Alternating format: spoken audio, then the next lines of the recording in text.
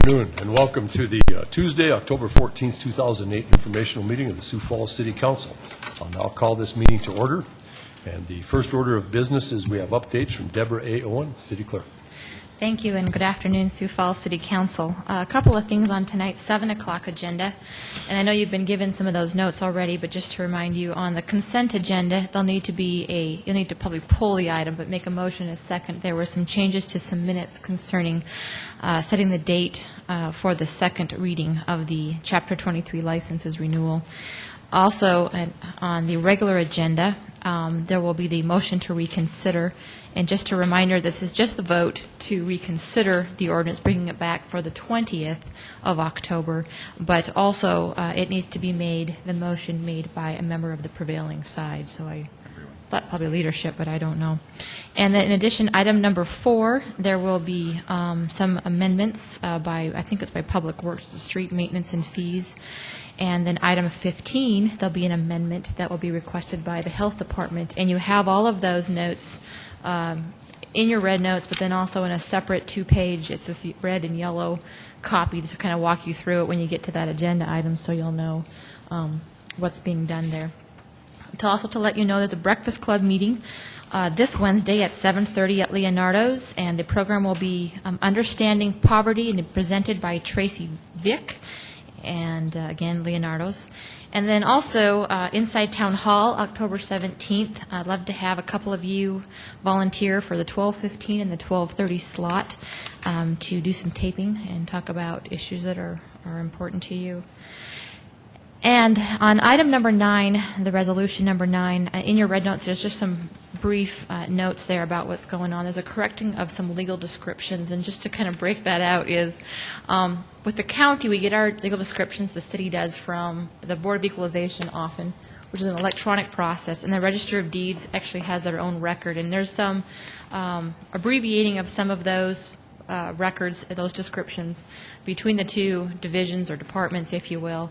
And then also, as land gets replatted, it will go from one, legal description of a very large parcel of land to, maybe 20 or more, depending on how they subdivide that land for development.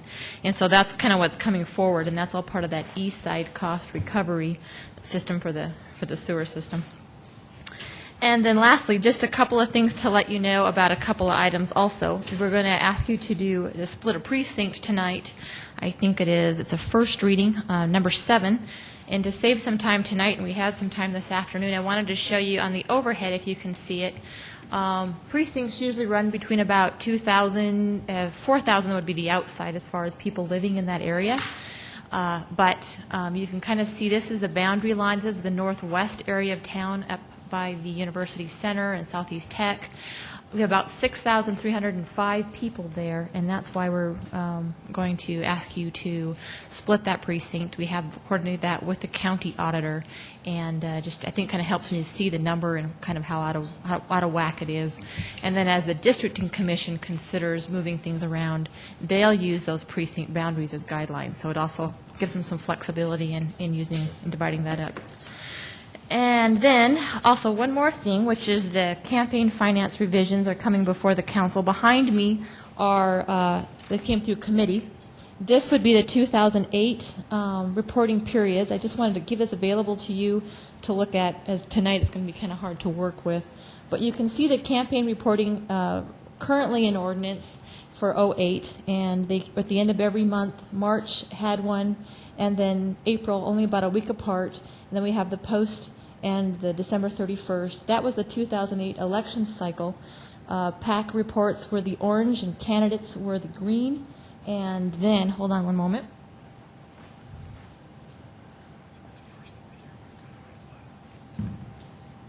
The revisions that'll be before you tonight actually consolidate for candidate campaign disclosure reports that will drop to the January and the March, and partly because March and April are only a week apart. We thought that kind of made sense. And the January one we kind of pick up in December 31st, and so we also thought, there's not a whole lot of activity often out there, and so the Public Services Committee thought that was all right. If you'll notice, though, the big issue is probably the big difference is The only orange note here is that's the only political action report that will be due to the council, or to the, pardon me, to the clerk's office for an election cycle. And the reason being is we're going to utilize, there are report dates that go to the Secretary of State's website, and since we'll only now allow statewide PACs to contribute, you got to register with the Secretary of State to contribute. They have, their reports are due on December 31st and about mid-May, so so those reports we can actually utilize, and then the political action committees won't need to duplicate reporting both state and local. We can just use one report. We'll grab it online from the Secretary of State and then post it up on our website. It's a practice we actually did this year with our statement of organizations, and I think it might just help make it more efficient, to make it easier for political action committees to report locally, and maybe hopefully clean up that whole issue. And I'll leave those out over here on the side of the chamber so you can take a look. And then lastly, I just wanted to brag a little bit about some cool projects. My husband emceed the 2008 Engineering Excellence Awards for the American Council of Engineering Companies of South Dakota, and there were 3 city projects that were up and that received awards of excellence. One was the Basin 13 Trunk Sewer Project. A couple of the notes, they said the complexity of that project ranged from depth of installation, bedrock removal of up to 20 feet in depth, pipe ranging in size from 42 inches to 8 inches, groundwater levels 5 feet below existing ground, traffic control, directional drilling under railroad track, crossing over the Big Sioux River, and utility coordination. All of these aspects were completed while minimizing impacts of adjacent properties. So that was pretty neat to watch a city project get an award.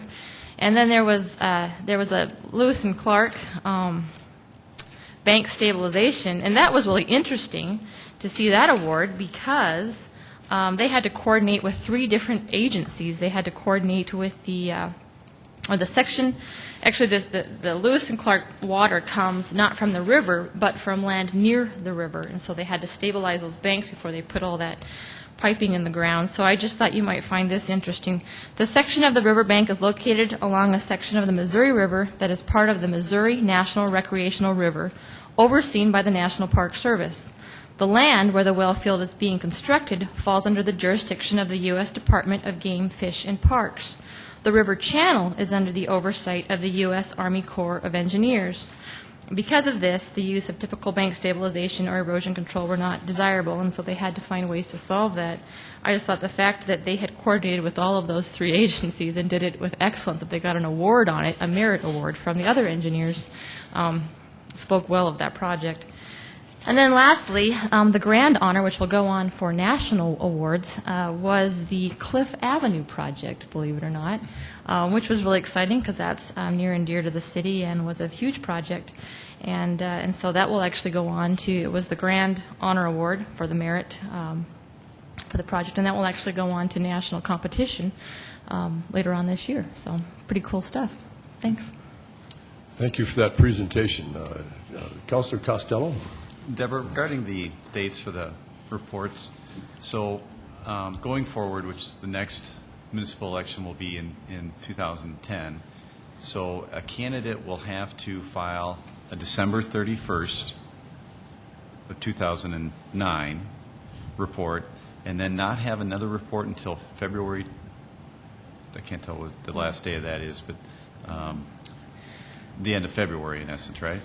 Yeah, all that sort of, let me say that's kind of it depends. It depends when they become a candidate. If they're a candidate before 31st, then yep, they'll file their statement of organization when they become one, and their first report would be on December 31st, although it will be, that's when the report closes, and we made a little bit of a change where, let's see if I can turn and point at the same time. That December 31st report is due December 7th, so you have some time between when the report actually closes and when it becomes filed, but yes. Okay. So there would be no January report. Why is that? Why do we not have a end of January report? Well, I think we thought that we have a lot of other reports out there. We didn't really think that that they would be telling us anything more that we wouldn't get in February that wouldn't be pertinent to the election at that time, is my guess. I mean, it still maintains that transparency. You still have to report all that you received in January. But it wouldn't be as cumbersome, making people report every month. Sometimes it's kind of difficult. I mean, it makes sense to get rid of the March one because the following week there's another one due. Okay, I understood that, but I mean, I don't mean to second guess the committee or whoever came up with these, but I would have thought that a January month-end report would be prudent as well. Yeah. Certainly could do that. It would be no big deal to put that back in. I think they were trying to, there's so much reporting that goes on. I mean, the council, to your great credit, in '07, when you amended and changed some of the ordinances, reporting was due every month from the moment you became a candidate. So if you began running for mayor, let's say in the middle of '09, you'd have to report every month until the election. I fully concur with no matter when you start, the very first one is December 31st. I think it was on that vein that we kind of extended it to January. Do we really need to look at January reports? You do require more than the state does by any measure. And I think they were just looking at how can we still get the same amount of information but not make reporting such a focus for especially council members who are often coming in for their first time to run for office. Councilor Benninga. Deborah, with the redistricting of the voter precinct and with the 6,300 voters, how will those individuals know if of the change that they have, and how often will they be notified? Because with the changes that we've had in the last few years, I think there's some confusion on where people vote. Good question. And actually, Sue Roush has already made this change with the county, and so they already have been notified. She'll send out postcards to each registered voter in the area where their polling place will change. They opened up Southeast Tech with permission of, we have to rent those facilities, and so they were fine with that. And so for the general election, they'll be voting there. We try to keep our precincts somewhat close to hers and Lincoln County, so that we kind of all are on the same page. But they'll get they'll get a little postcard in the mail. Councilor Knudsen. I would just like to say that I'm just still thinking more and more that it would be a good idea in the future, in the near future, for the city to consider getting on the same election cycle as the state. And so at the Charter Revision Commission meeting on October 28th, right here in this room, I plan to just come and just say that out loud again. And of course, I will be just speaking as an individual because I don't know how the majority of you feel on that topic. And again, when I say this, would like us to just start thinking about this as a city, because I think it's very logical, and I think it would save a lot of money by the city and so forth. And if any of you have any thoughts on that or want to join me in my effort, please do so. Councilor Brown. Another election-related item, and I may have told the group before, but I had asked the city and the county and the school district to get together so we begin to have standard voting places instead of changing all the time. And I raised that issue at the last city-county school meeting on one of the Breakfast Club meetings. And going forward, I'm going to try to pursue us getting all on the same page, because there were lots of complaints in the last couple of elections about people not knowing where to vote. I think those are both very good ideas, standardizing the election places and trying to tie these elections together at the same time. We're always talking about low voter turnout on some of these lesser elections, and I think if we combine them, that would certainly help foster a greater attendance at the polls. So I agree with both of those and would support those. Anybody else? Councilor Costello. Yeah, I agree with you 100%, D, and I'd be curious to know what the voter turnout has been for, city council, school board elections, city council, mayoral elections, and versus what the presidential election history is turnout. I think they're probably, I'm guessing, double. If anybody else has any numbers, but I would think they're significantly higher. I would assume that it's at least double. I don't have those numbers in front of me, but I think it's a very good question. And I just, I believe the last mayoral election, if I remember correctly, and I haven't reviewed these numbers for a while, was around 37%. But, for just when they're just a city council election, I mean, the percentage is like sometimes 19% or special, items or issues. I mean, it's like 16 to 19%, which is just pitiful. So. Right, and if you think about that, and I'm not exactly sure, and Deborah may chime in where you can, but we're a community of 150,000, and I think there's only 80,000 of us that are registered to vote. And if you get a voter turnout on a good vote, 20%, which means there's 16,000 votes, so that's 8,000 plus one person can decide the fate of a community of 150,000, and that just doesn't make sense. So I think we need to do what we need to do to get it to be more convenient to get a higher voter turnout. I believe Councilor Costello's right. The last mayoral election, I figured it out, and it was 19% of the voters put the mayor in the office. One other thing that I need to look into yet is that I'm curious how many communities right now in South Dakota are lined up with the state of South Dakota on elections. I know that Pierre is and has been for some time, and the Secretary of State recently told me that, you know, that system works very, very well. And I realize Pierre is quite a bit smaller than Sioux Falls, but still it's just one of, I don't know how many communities that are lined up the same way, and they don't do their own things separately. Very good. Anybody else? Deborah, thank you for your presentation today. Next up, Mayor Munson's office. Nobody coming forward from the mayor's office? Very good. Audit Committee. We'll be meeting on Thursday at about 4:15 in the outside room, so other than that, no report. Do you remember what the subject matter is, Pat? We have a tremendous list of very intriguing items. Very good. Very good. Maybe I'll drop in. That sounds enticing. Fiscal Committee. No report. No report from Mr. Bennigan. Land Use Committee. We're working on scheduling a meeting. I'll let you know when that date is set. Very good. Thank you, especially since I'm on that committee as well, Greg. Public Services Committee. Councilor Anderson has a report. I do believe we'll be having a meeting after the informational meeting today. So I'll update you next week. Very good. Thank you, Kenny. Now it comes for the City Council open discussion.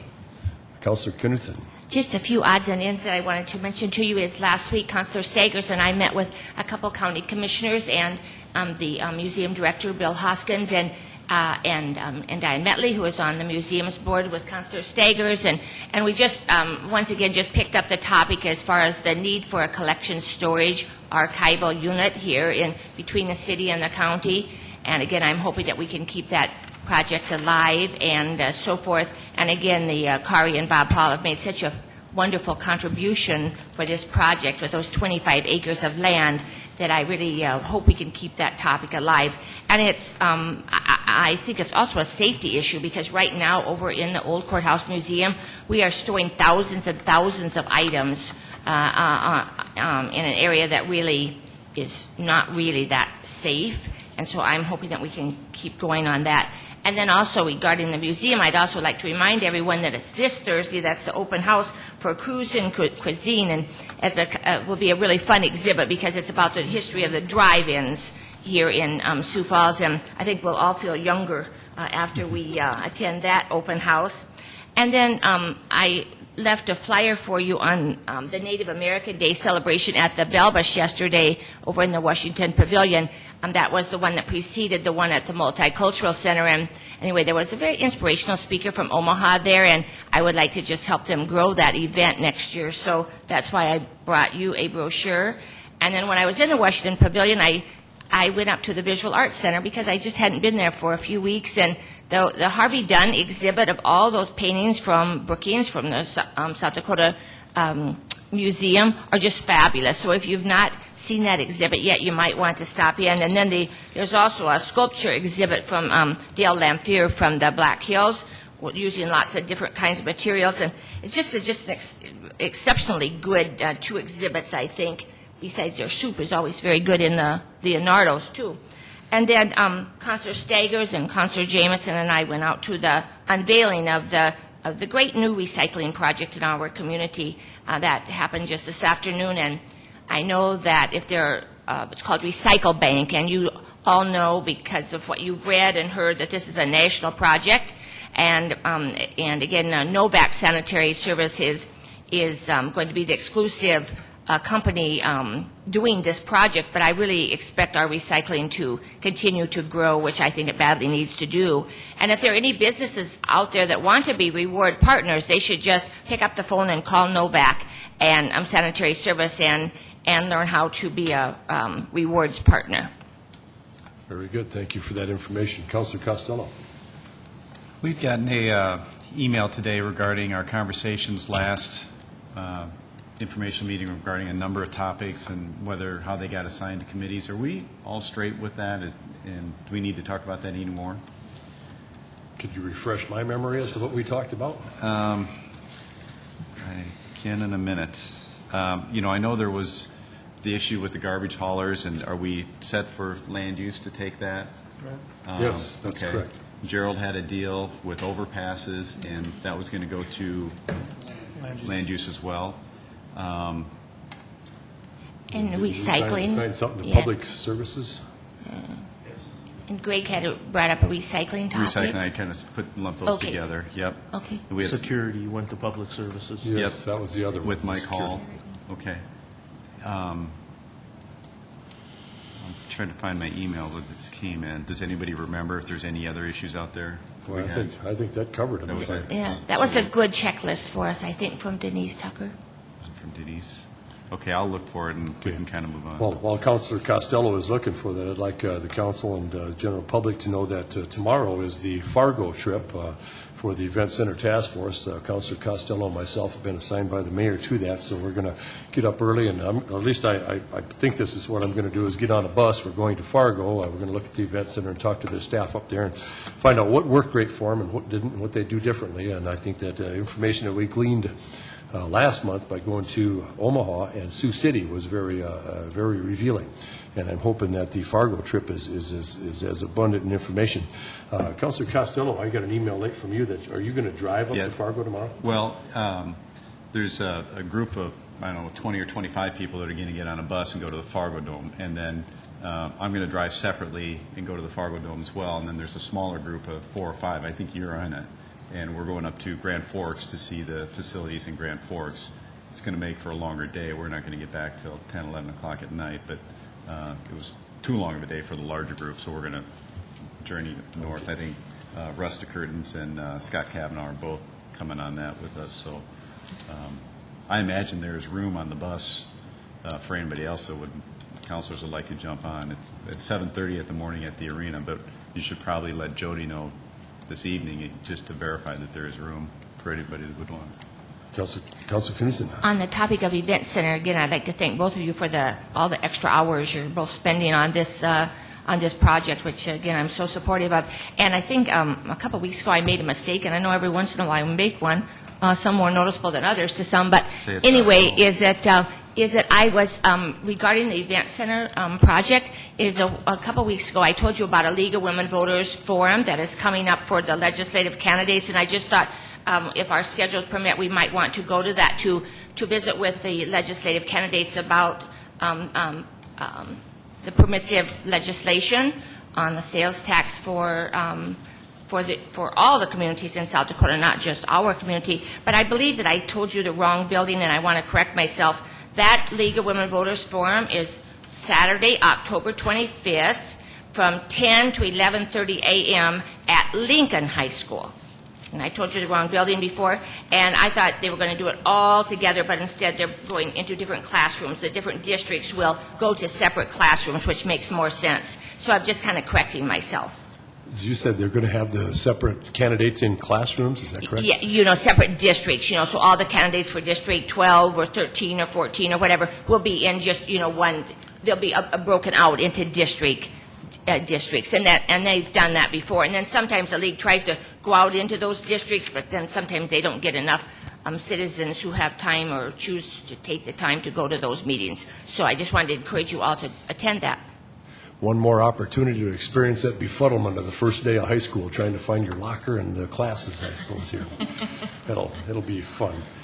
Councilor Costello. I found that email we were looking for. The other items that we had talked about was coffee for the council, and I'll defer to Greg. You were kind of heading that up if we wanted to do any more with that, or?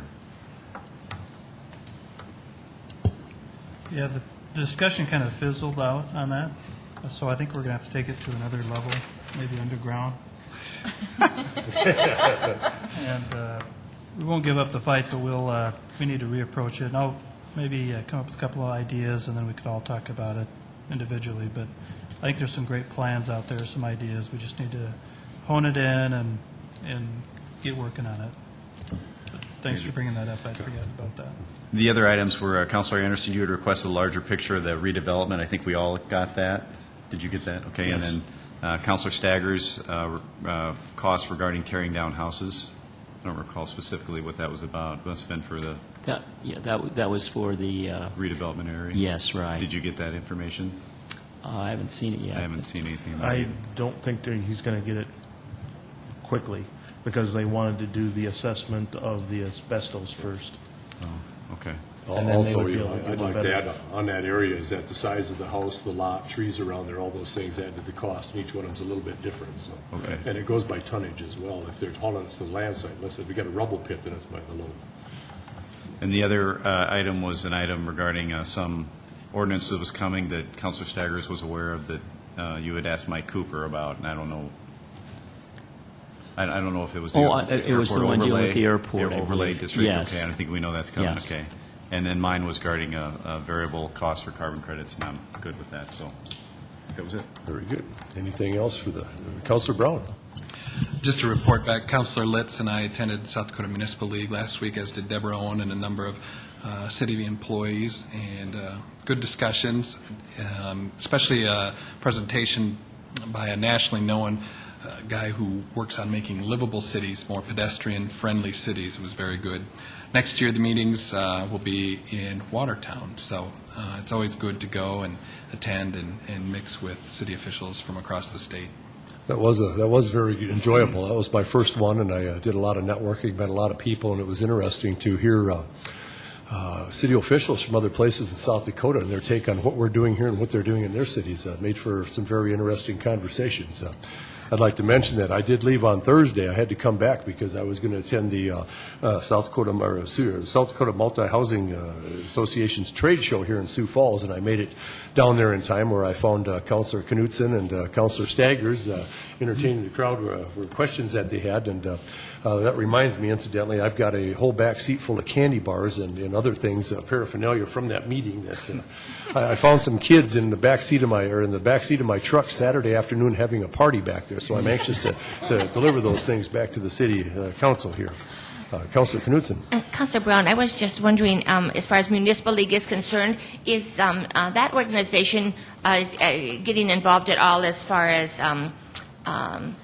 taking a stance on permissive legislation for all the communities in South Dakota, as far as being able to possibly raise the sales tax 1% for just maybe just 3 years or so for to build facilities throughout our state? It does not have anything specific to that issue. It does have policy issues, stands on sales tax, but not specifically on raising it a 1% tax for any facilities. Thank you. Councilor Costello. Another item that we're going to have next Monday is regarding the Sunday sales for wine.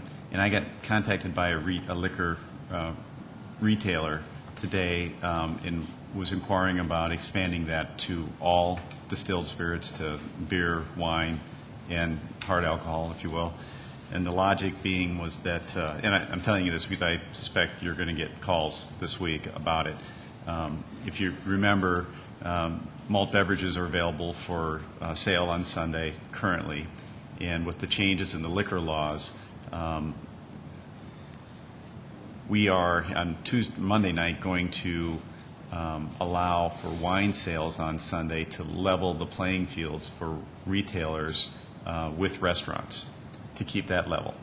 And then I guess the notion comes up that if I'm a liquor store owner and I got to come in and open up on Sunday to be competitive with the Hy-Vees and large grocery stores of the world, why can't I sell hard liquor?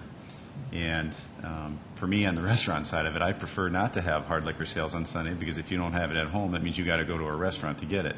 That's probably inherently unfair. So I suspect we're all going to get lobbied this week from the smaller retailers of our community to get rid of all the restrictions. And they are all city ordinances. They are not any state ordinances or laws. It is all city restricted. And I know you're going to hear from the retailers this week, I have not heard anybody that's opposed to it, but I imagine there are probably some.